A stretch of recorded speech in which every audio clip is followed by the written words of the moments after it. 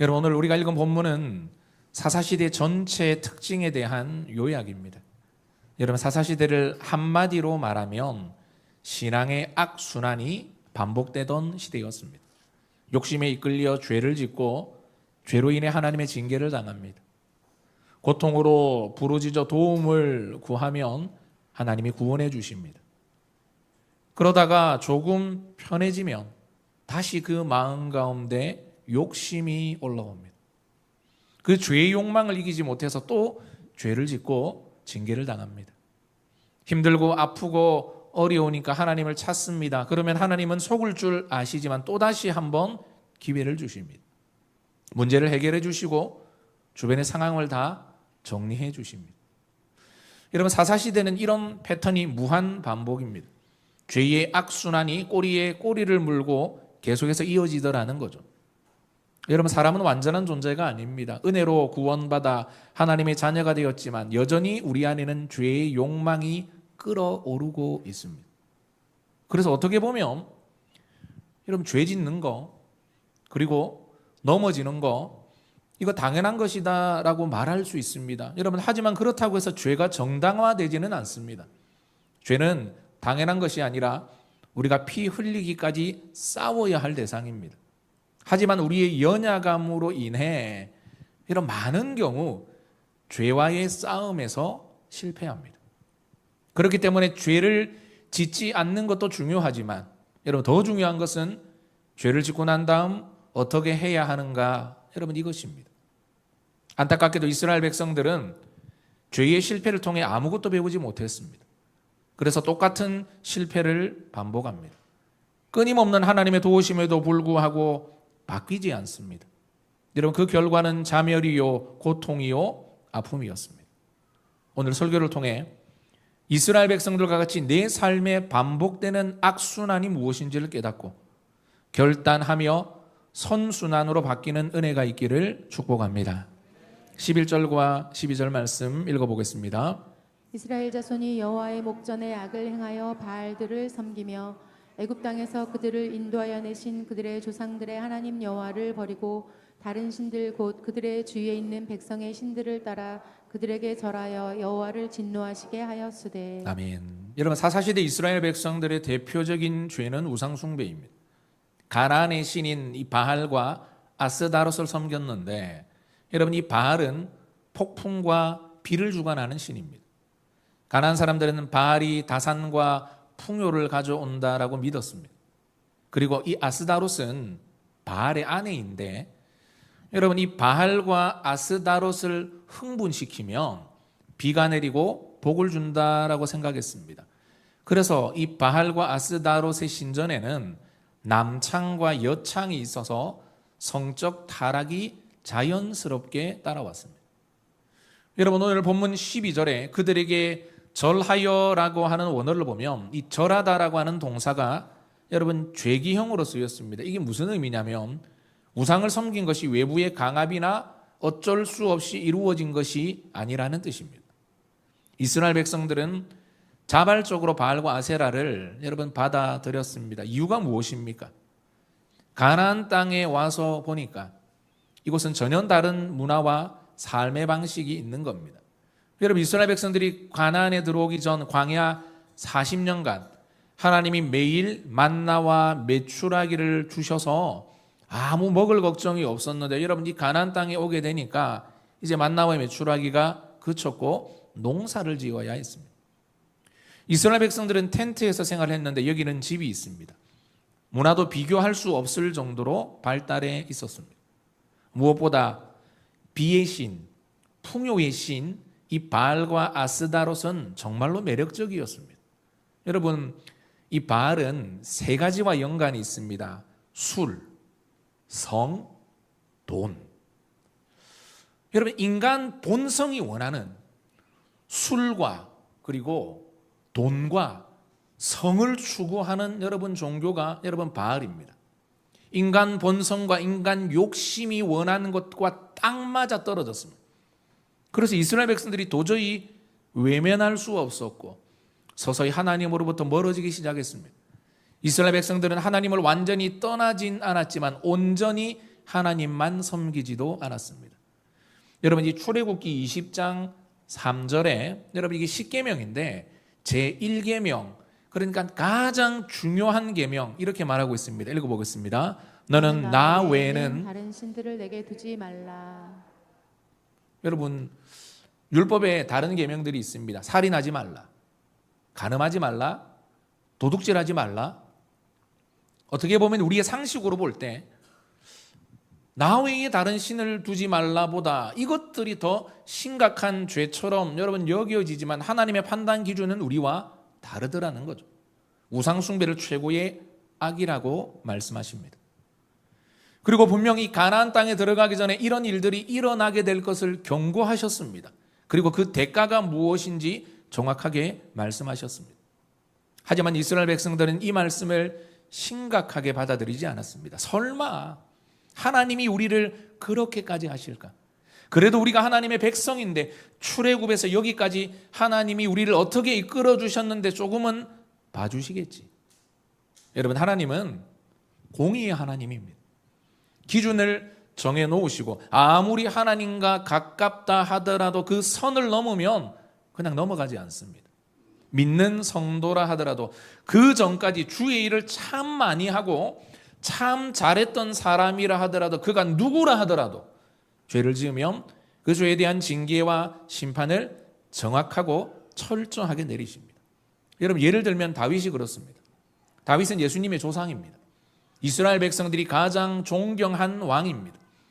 열왕기에 나오는 모든 왕들의 기준이 다윗입니다. 성경에 그 누구에게도 말씀하지 않았던 오직 다윗에게만 하나님께서 이런 칭찬을 하시는데 그는 내 마음에 합한 자다. 한마디로 내 마음에 쏙 드는 한 사람이 있는데 그 사람이 누구라는 거죠? 다윗입니다. 하지만 천하의 다윗이라 하더라도 죄를 지으니까 그 죄에 대한 대가를 혹독하게 치르게 하십니다. 여러분 이스라엘 백성들을 보십시오.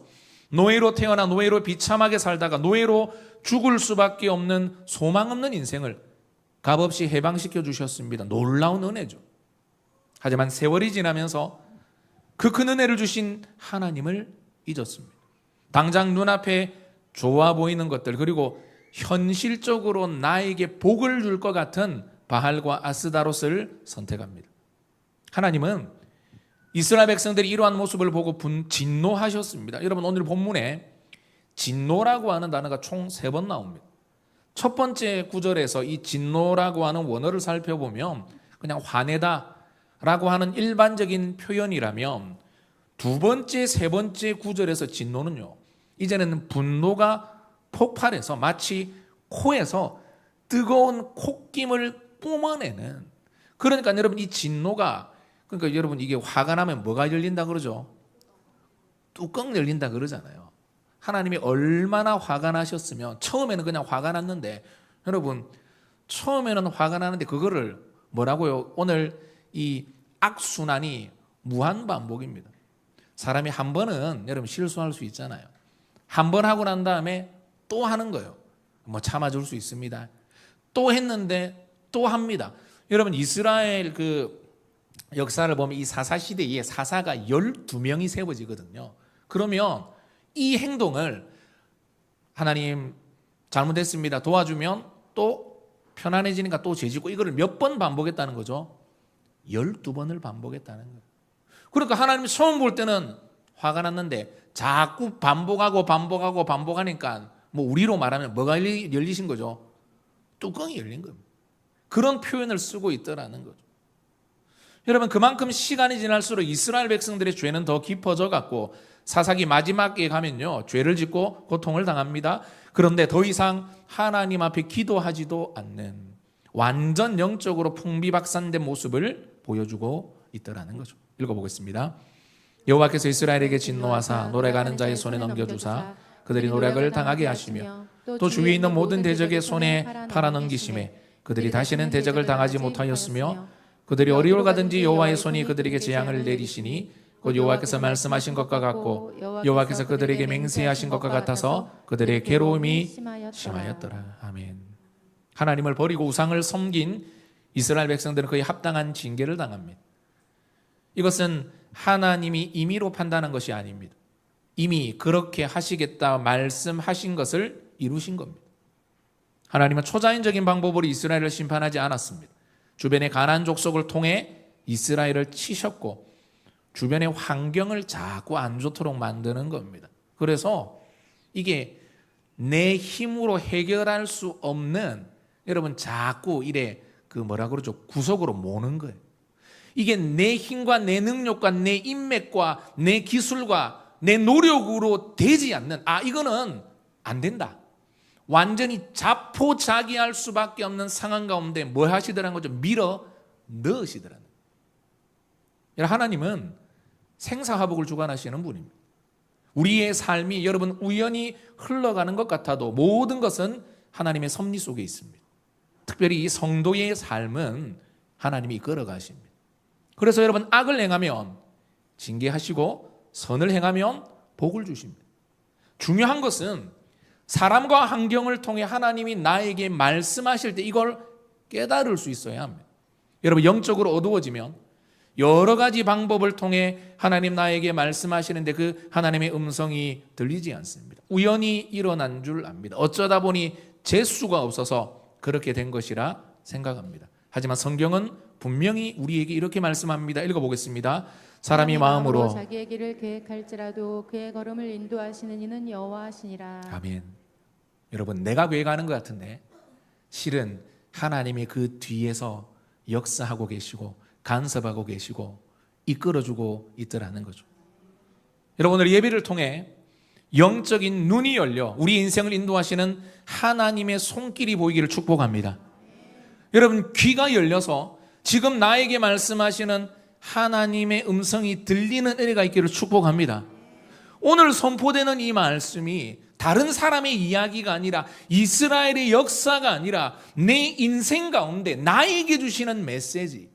그리고 여러분 듣다 보면요 깨달아지고 듣다 보면요 내 삶의 어떠한 영역들이 여러분 적용되어지는 것이 있어요. 그것이 하나님이 오늘 나에게 주시는 음성이라는 거죠. 빨간 부분 하나 읽어보겠습니다. 그들이 어디로 가든지 여호와의 손이 그들에게 재앙을 내리시니. 아멘. 여러분 이스라엘 백성들이 죄짓고 하나님이 징계하시는데 어떻게까지 징계하시는가 하면요 어디를 가든지 여호와의 손이 그들에게 뭐를 내리신다? 재앙을 내리신다. 여러분 이 말씀은 분명 징계의 말씀, 심판의 말씀, 두려운 말씀입니다. 그런데 조금 자세히 살펴보면 이 구절에 하나님의 사랑이 담겨져 있다라고 하는 것을 알 수 있습니다. 이유가 무엇입니까? 아직까지 하나님이 이스라엘을 버리지 않았기 때문입니다. 여러분 사랑의 반대말은 미움이 아니라 무관심입니다. 가장 큰 저주는 가만히 내버려 두는 겁니다. 하지만 하나님은 이스라엘이 어디를 가든지 함께 하셨습니다. 결과적으로 고통과 고난을 당하긴 했지만 여전히 하나님의 손길이 이스라엘에 머물러 있다. 여러분 이게 의미가 뭐냐면요 아직까지 나는 너를 뭐하지 않았다? 포기하지 않았다는 겁니다. 괴로움이 심하기 전에 뭔가 낌새가 이상할 때 하려고 하던 것을 내려놓고 하나님을 붙잡아야 하는데 이스라엘 백성들은 어리석었습니다. 우연이겠지, 금방 지나가겠지라고 대수롭지 않게 여겼습니다. 하지만 시간이 지나면 지날수록 점점 커져서 더 이상 내 힘으로 감당할 수 없을 정도가 되었습니다. 읽어보겠습니다. 여호와께서 그들을 위하여 사사들을 세우실 때에는 그 사사와 함께 하셨고 그 사사가 사는 돌 동안에는 여호와께서 그들을 대적의 손에서 구원하셨으니 이는 그들이 대적에게 압박과 괴롭게 함을 받아 슬피 부르짖음으로 여호와께서 뜻을 돌이키셨음이거늘. 아멘. 대적에게 압박과 괴로움을 받은 이스라엘 백성들은 슬피 부르짖었습니다. 그냥 도와달라는 수준이 아니라, 그러니까 여러분 진짜 막바지까지 온 거예요. 어렵고 힘들 때 도와달라 이 수준이 아니라 야 이제 내 죽는가 보다, 야 이건 내 진짜 완전히 망했다 라고 하면서 부르짖대. 뭐 하면서 부르짖더라는 거죠? 슬피, 그러니까 눈물을 줄줄줄줄. 여러분 이 눈물을 흘리는 게 있죠. 너무 고통스러우니까 뭐 울어라, 하나님 앞에 기도할 때 울어라. 여러분 진짜 인생의 막다른 골목에 이제 처하게 되고, 이거 진짜 하나님 아니면 방법 없다. 예를 들면 여러분 죽을 병에 걸렸다.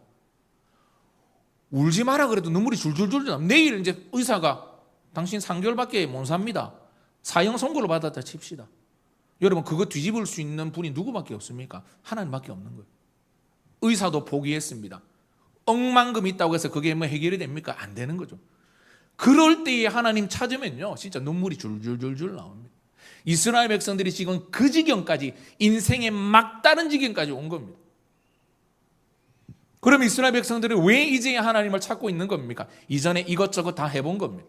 내 힘으로 해결하려 하다가 앞뒤 막히고 나니까 이제 붙들 분이 하나님밖에 없는 거죠. 그제서야 하나님 앞에 엎드려 슬피 부르짖는데, 여러분 참 이스라엘 백성들 이기적입니다. 그 전에 하나님으로부터 받았던 은혜와 축복이 얼마나 컸는데 그걸 잊고 당장 눈앞의 유익을 쫓아 하나님을 버렸습니다. 여러 차례 사람과 환경을 통해 돌아오라고 하는 사인을 주셨는데 대수롭지 않게 여겼습니다. 뭔가 삶에 문제가 생기고 환경이 자꾸 어려워지는데 그 뒤에 하나님이 계시다는 것을 인정하지 않았습니다. 그러다가 더 이상 물러설 곳이 없어지니까 하나님께 손을 내밀더라는 거죠. 여러분 우리가 하나님이라면 이런 상황에서 어떻게 했을까요? 참 고소하다. 니도 한번 당해봐야 정신을 차리지. 우리가 하나님이면 어떻게 보면요 그냥 고생하면 그래 네가 아직 고생을 덜 해가지고 네 얼마나 내가 무섭고 내가 얼마나 두려운 하나님인지를 네가 좀 깨달아야겠구나. 그런데 하나님은 그러지 않더라는 거예요. 사사를 세워주세요. 총 12명의 사사가 여러분 등장을 합니다. 그들의 배경과 성별과 지위와 성품과 성향 모든 것이 달랐습니다. 하지만 한 가지 공통점이 있었는데 그들은 성령으로 충만했습니다. 하나님이 그들을 붙들어 주셨고 사사가 사는 날 동안 하나님께서는 대적들의 손에서 이스라엘 백성들을 구원해 주셨습니다. 여러분 예레미야 예가 3장 33절 읽어보겠습니다. 주께서 인생으로 고생하게 하시며 근심하게 하심은 본심이 아니시로다. 아멘. 여러분 하나님은 인생으로 고생하고 근심하게 하는 것을 기뻐하지 않습니다. 복 주시고 더 풍성히 주시고 우리가 잘 되기를 원하십니다. 할렐루야. 그게 하나님의 본심이라는 거예요. 하나님의 백성이 고통당하고 어려움 당하고 막 여러분 인생의 막다른 길에 와가지고 막 울고 여러분 그거 하나님 원하지 않더라는 거죠. 본심이 아니라는 거예요. 하지만 여러분 자녀가 원한다고 해서 모든 것을 주는 부모가 없듯이 하나님도 우리가 원하는 모든 것을 주지는 않으십니다. 때로는요 뭐를 드신다고요? 뭐라고요? 회초리를 듭니다. 왜 회초리를 듭니까? 부모님들이 회초리 들 때가 있죠. 요새는 뭐 회초리 들면 애들이 막 경찰에 신고하면 잡혀가는데 가정폭력으로 이게 뭐 체벌이 안 돼, 가정에서도 체벌 안 되는 거죠. 모르십니까? 뭐 안 되는 걸로 알고 있는데 아무튼 신고하면 아마 잡혀갈 겁니다.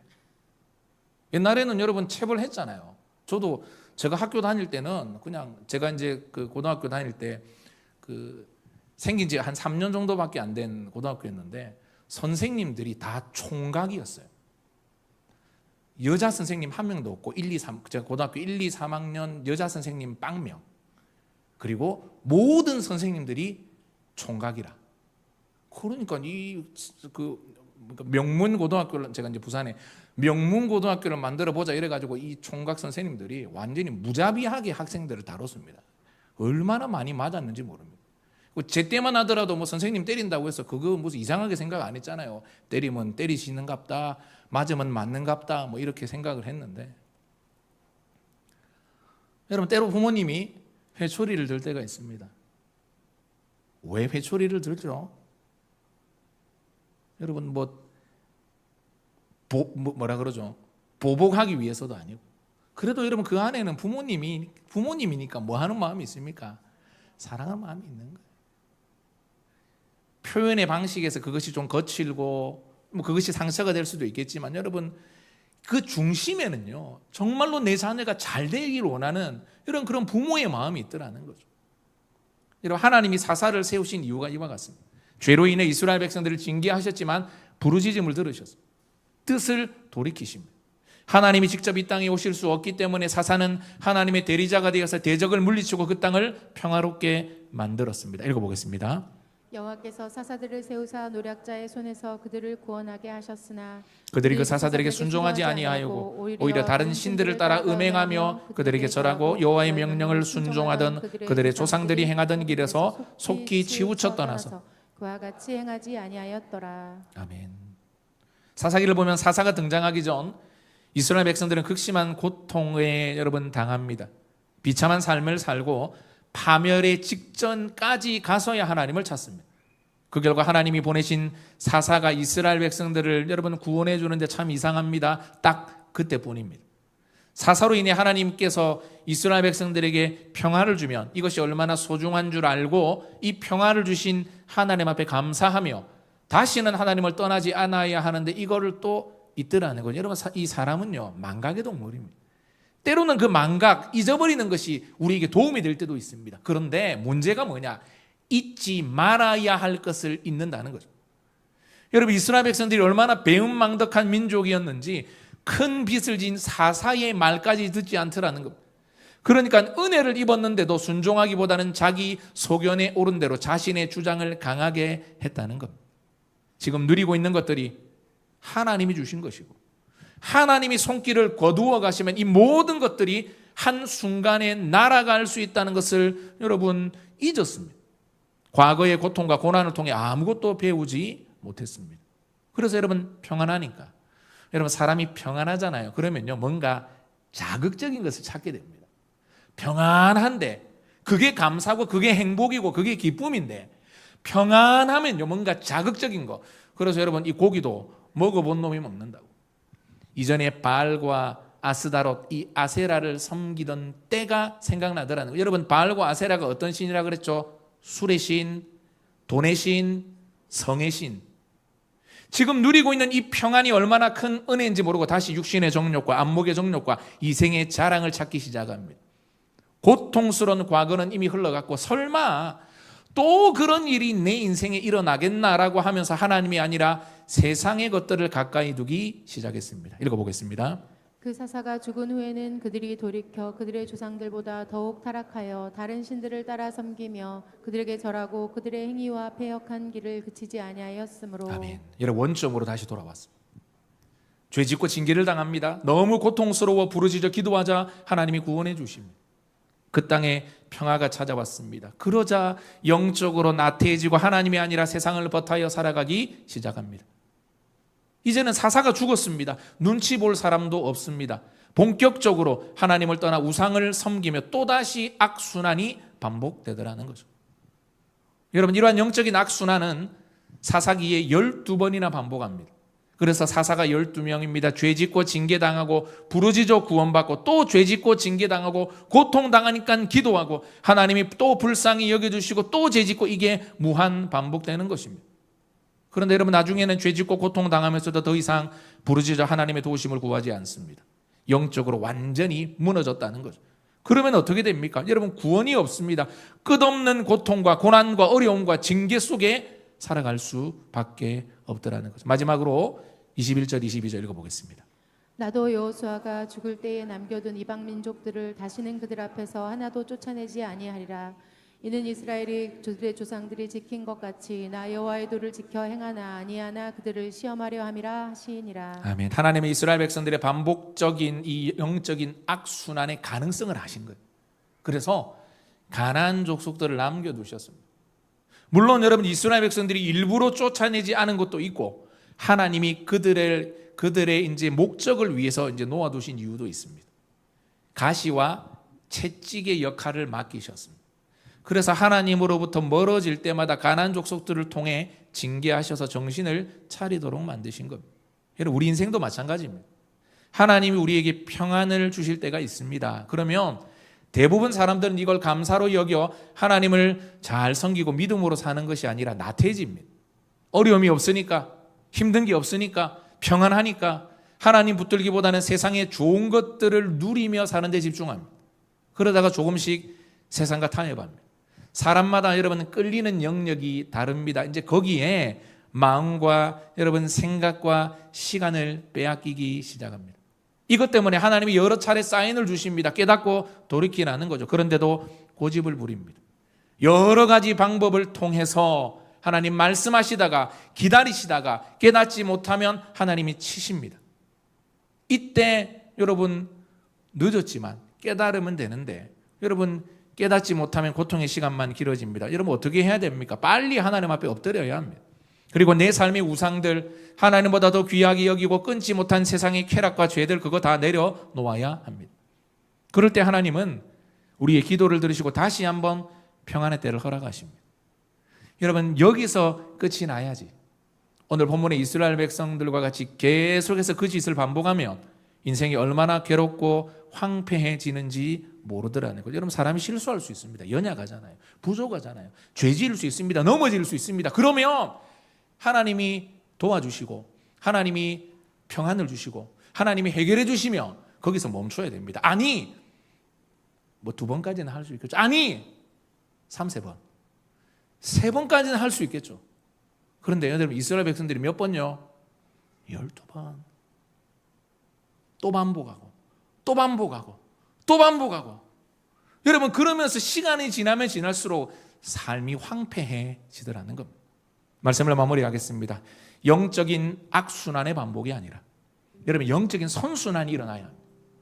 죄짓고 고통당하고 부르짖고 구원받는 것이 아니라 선을 행하고 복받고 더 선을 행하고 더 큰 복을 받고 그래서 내가 하고 싶은 대로 살고 육신이 원하는 대로 내 육이 편한 대로 사는 것이 아니라 여러분 육신은 조금 불편해도 하나님을 기쁘시게 하고 하나님이 원하시는 삶을 살아 영광을 돌리는 우리 모든 다사랑교회 성도들 되시기를 주의 이름으로 축원합니다.